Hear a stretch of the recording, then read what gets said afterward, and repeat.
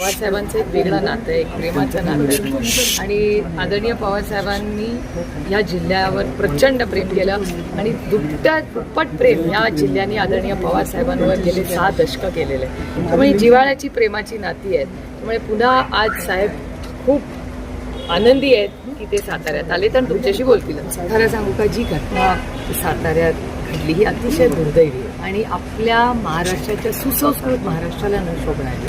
म्हणजे मला आजही विश्वास बसत नाही की छत्रपतींच्या महाराष्ट्रात, शाहू फुले आंबेडकरांच्या महाराष्ट्रात अशी घटना त्यातून साताऱ्यात होऊ शकते. हे माझ्यासाठी अतिशय अस्वस्थ करणार आहे. कोणी केलं, काय केलं हा विषयच नाही आहे. ही घटना होणं हेच महाराष्ट्राला न शोभणार आहे. अर्थातच मनातून दुःख, वेदना अर्थातच होतात, कारण याचा आजकाल मीडिया आणि या माध्यमातून या गोष्टी देशात जातात. पार्लमेंट चालू होतं जेव्हा ही घटना झाली आणि जेव्हा मी जॉईंट पार्लमेंटरी कमिटीच्या कुठल्याही पार्लमेंटमध्ये घेतले की बाकीच्या राज्यातले लोक मला म्हणतात, काय चाललंय तुमच्या महाराष्ट्रात? आता मंत्री पण एकामेकाला धक्काधुक्की करायला लागले. त्यामुळे हे खूप आपल्यासाठी दुःख आहे.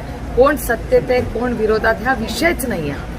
सुसंस्कृत महाराष्ट्रात अशा घटना कधीही झाल्या नाही. त्या होत्या आणि त्याच साताऱ्यात झाल्यात. ते आम्हाला तीव्र दुःख, वेदना आणि अस्वस्थ करणारं माझ्यासाठी वैयक्तिकपणे. पक्ष फोडा, आईस, मी तर सगळ्या भाषणात बोलले, संपूर्ण महाराष्ट्राने देशाला आईस माहिती आहे. आईस म्हणजे इन्कम टॅक्स, CBI आणि ED. आत्ता मी कोल्हापूरवरनं आली आहे. कोल्हापूरमध्ये तर प्रशासक नेमला आहे. मग एक आमदार म्हणतात की मोठा घोटाळा झाला आहे.